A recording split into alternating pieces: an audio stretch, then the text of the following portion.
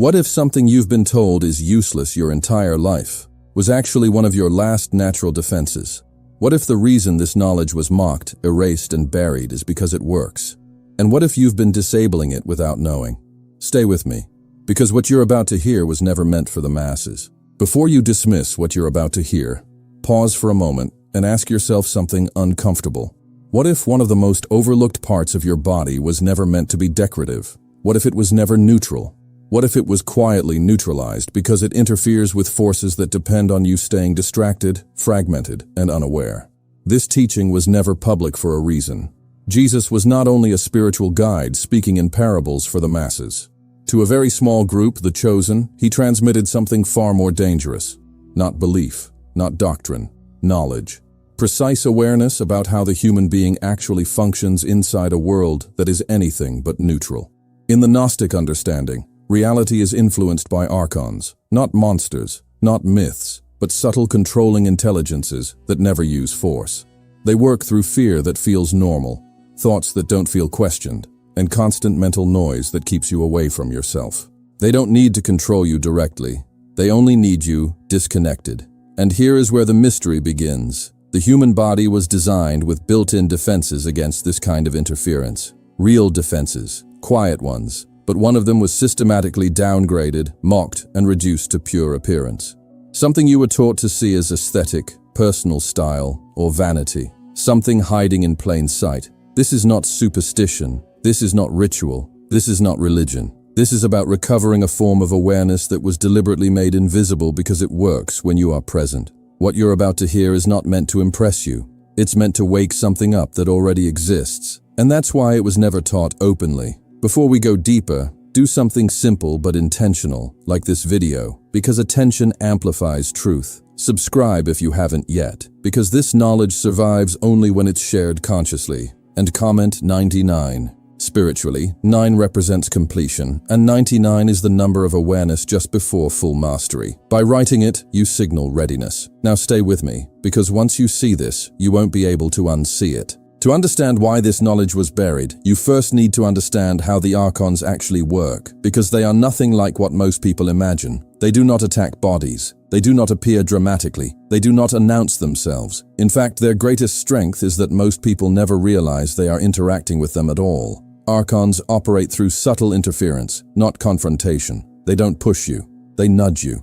They don't break you. They slowly misalign you. Their influence feels ordinary, which is exactly why it's effective. A sudden wave of irritation with no clear cause, a restless urgency that makes silence uncomfortable, a mental loop that keeps replaying the same thoughts even when you want peace. These are not dramatic events, but they are highly strategic. Archons specialize in what is barely noticeable, because what goes unnoticed goes unchallenged. Their primary tool is mental noise, not loud chaos, but constant internal static that prevents depth. When the mind is noisy, attention becomes fragmented. When attention is fragmented, perception collapses inward. And when perception collapses, the human becomes predictable. Emotional instability is another entry point. Not extreme emotions, but subtle fluctuations. Low-grade anxiety, mild frustration, background guilt. The kind of feelings people learn to call normal. Archons thrive in this emotional gray zone because it keeps the nervous system slightly activated, never fully resting, never fully aware. Then comes distraction, not entertainment itself, but compulsive movement of attention. Jumping from thought to thought, from stimulus to stimulus, from worry to anticipation, from memory to imagination. This constant displacement prevents the human being from ever fully inhabiting the present moment. And that is critical, because presence is the one state they cannot penetrate. Here is the part that was rarely explained openly. Archons do not have direct access to a fully present human being. They cannot enter clarity. They cannot operate inside stable awareness. They require gaps, delays, automatic reactions. They need you to react before you observe, to respond before you feel, to identify with thoughts before questioning where they came from. This is why they never attack perception directly. They weaken it indirectly by overwhelming the system with noise. When perception sharpens, their influence weakens. When awareness expands, their reach contracts. That's why anything that increases perception becomes a threat to them. Not knowledge alone, but lived perception. Not information, but sensitivity. Not belief, but embodied awareness. The moment a human starts to perceive more than expected, the system destabilizes, patterns become harder to install. Emotional hooks fail to attach, suggestions lose their grip. The Archons don't fear strength, intelligence, or rebellion. Those are still reactive states. What they fear is clarity without effort, awareness without agitation, a human who feels before reacting and observes before identifying. That kind of presence doesn't fight them. It simply leaves no surface for them to land on. This is why the human body itself became a target, not through harm, but through disconnection. When the body is ignored, perception narrows. When perception narrows, the mind becomes isolated, and an isolated mind is easy to influence. The Archons don't need to control your life. They only need to control the bandwidth of your perception. Reduce what you sense, reduce what you notice, reduce what you feel, and suddenly you move through reality half awake, thinking that's normal. But something changes the moment perception begins to widen again. Subtle shifts become noticeable. Emotional impulses lose urgency. Thoughts slow down just enough to be seen instead of obeyed. And at that exact point, interference starts to fail. The Archons feel this before the human does. They sense when awareness is increasing, because the usual access points stop responding. And this leads to the next, far more disturbing realization. If perception itself is the real defense, then anything in the human design that amplifies perception was never accidental. And that means one overlooked element of the body was always a problem for them. In the next part, you'll see why this particular feature was never attacked directly, but quietly dismissed instead. Because once you understand its role, you'll realize why they preferred you never notice it at all. What the Gnostics understood, and what was later deliberately simplified, is that the human being was never meant to be experienced as a mind trapped inside a body. In their view, the body itself is not a container, it is an instrument, a living perceptual field, not symbolic, not poetic, functional. Perception does not stop at the eyes or ears. It extends, it radiates, it responds before thought has time to form language. This is why the Gnostics did not separate awareness into mental and physical. That division came later, and it came with consequences. When the body is treated as flesh alone, perception collapses inward.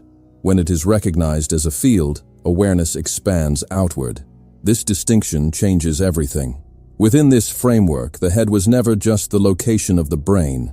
It was considered the upper portal of perception, the most sensitive zone of the entire human field. Not because it thinks, but because it interfaces. It is where inner awareness meets outer reality, where subtle changes are registered before they become conscious interpretation. The Gnostics described this region not as a control center, but as a threshold, a place where signals arrive before they are named. This is why silence around the head was considered so important in ancient disciplines, not silence of sound, but silence of interference. Now here is where modern thinking completely fails to see what was once obvious. Hair was never viewed as inert or meaningless. It was not classified as dead matter the way modern biology frames it. In the Gnostic understanding, hair was a peripheral extension of the perceptual field. Not something that thinks, but something that participates. Not something that decides, but something that responds.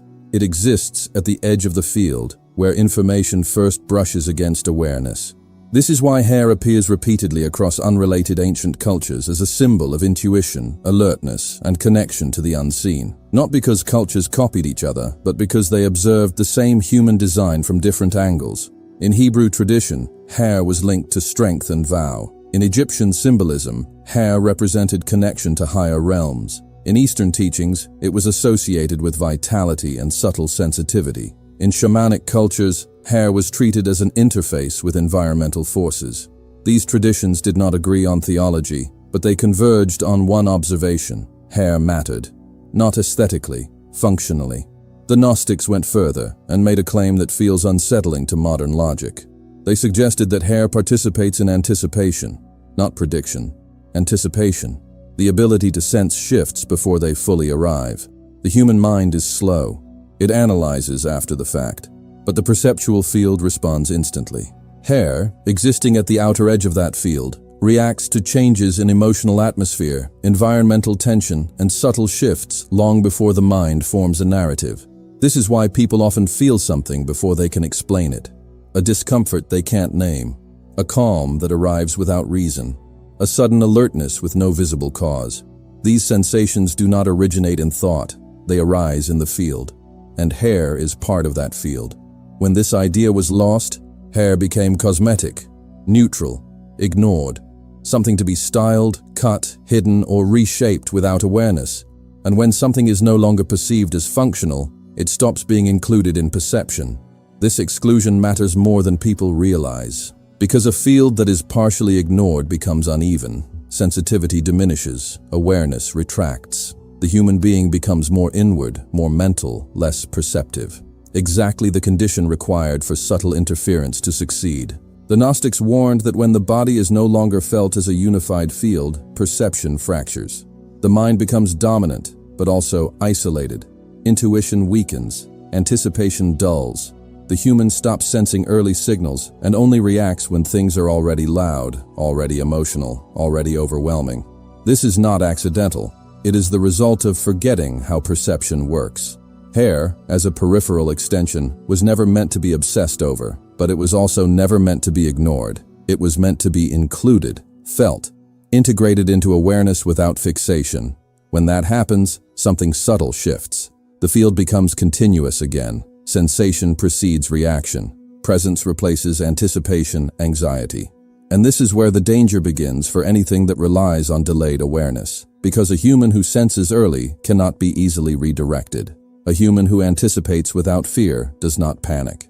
A human whose perceptual field is intact does not wait for permission to notice.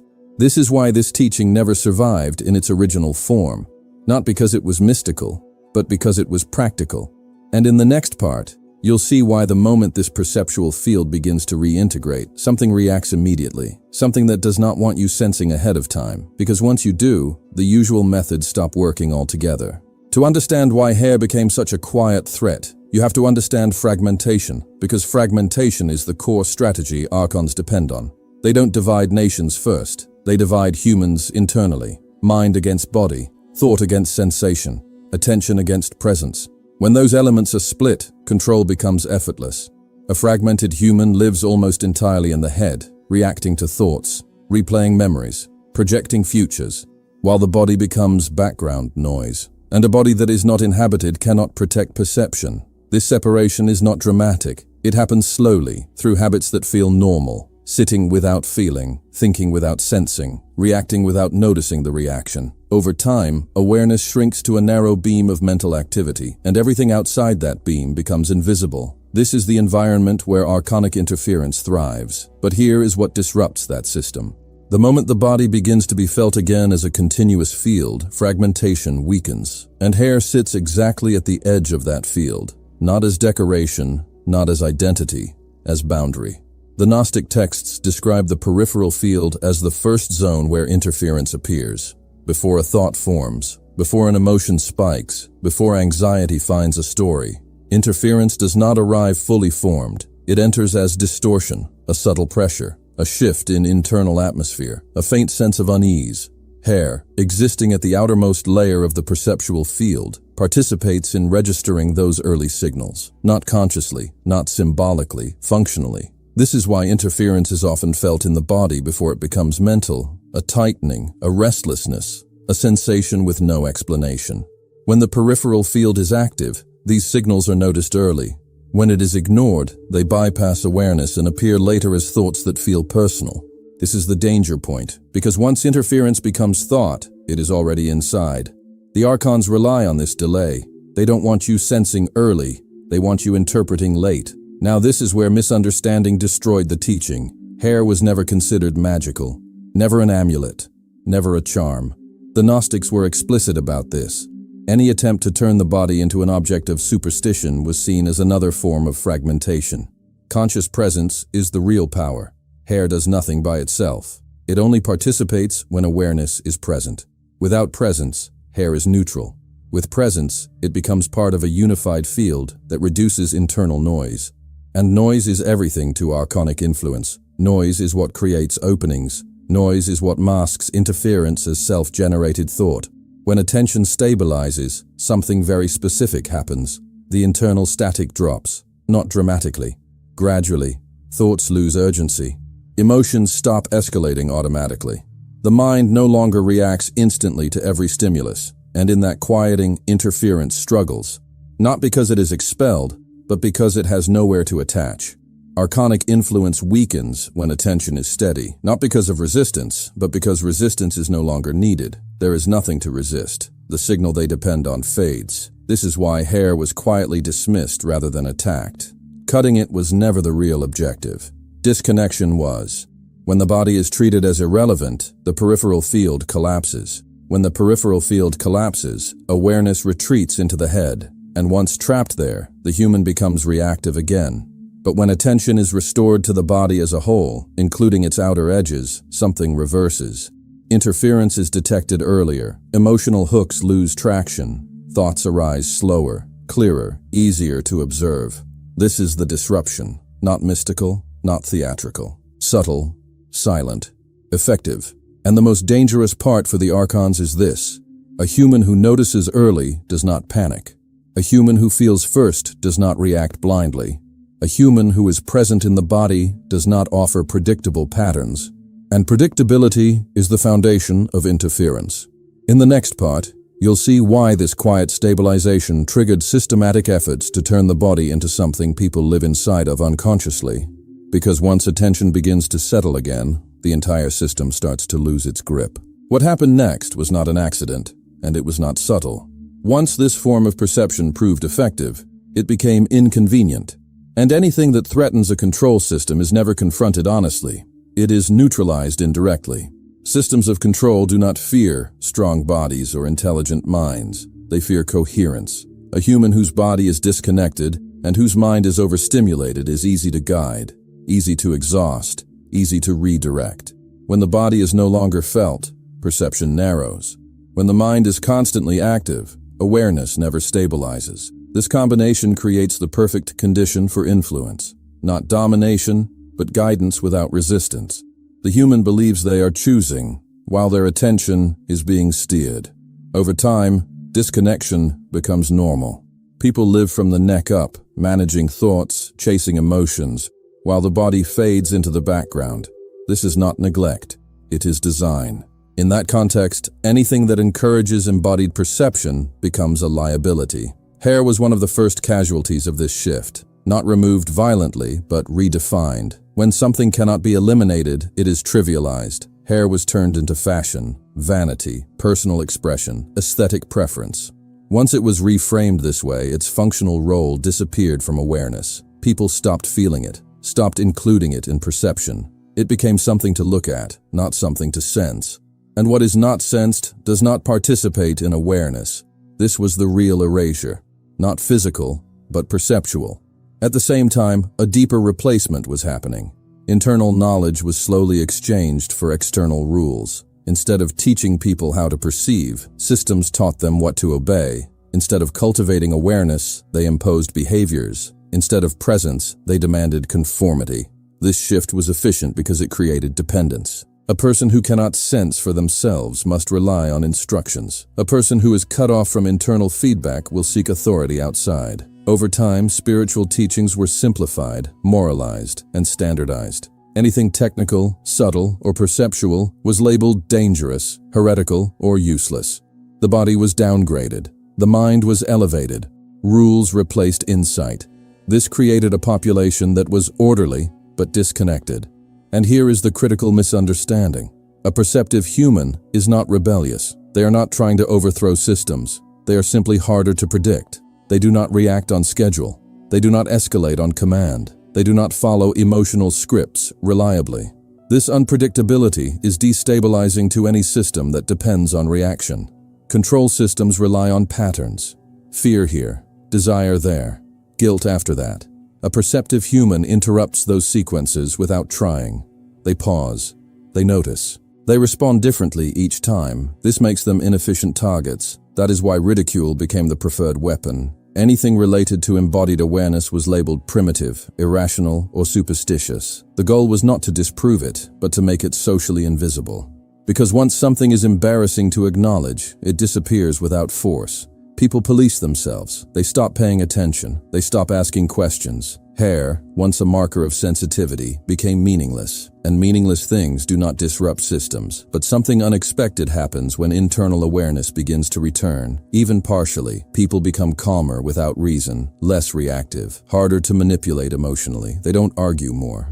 They comply less automatically. They don't rebel. They simply don't move when expected. This is far more threatening than resistance. And this is why the knowledge had to be buried under ridicule instead of erased outright. Because fragments would always survive. Symbols, myths, disconnected traditions. But without context, they looked harmless. Until someone started feeling again.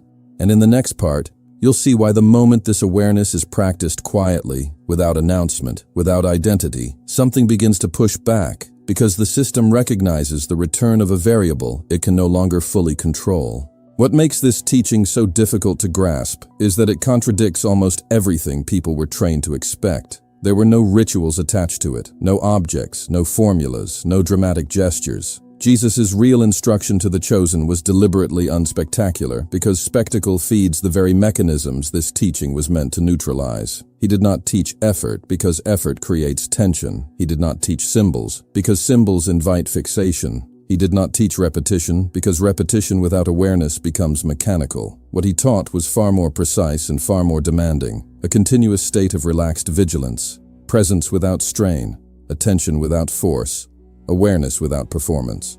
This is where most people fail, because the mind has been trained to associate power with intensity.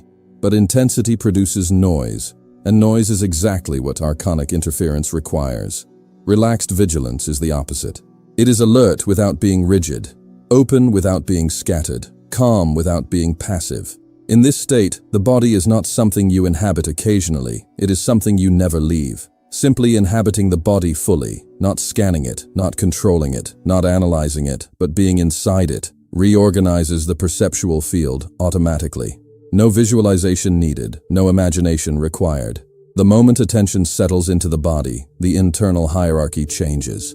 Thoughts no longer dominate. Emotions no longer hijack direction. Sensations become coherent instead of fragmented. This coherence spreads outward. The field stabilizes. And this is where hair becomes relevant again, not as a focus, not as an object of attention, but as a participant. Hair becomes active only when the person is present, not active in a mystical sense, but functional. When presence is established, hair stops amplifying internal chaos and begins reflecting internal harmony. It responds to stability by reinforcing it. It responds to fragmentation by amplifying it. That is why presence is non-negotiable. Without presence, hair does nothing. With presence, it becomes part of a unified sensory perimeter that reduces internal distortion. This is why Jesus warned against turning the teaching into ritual.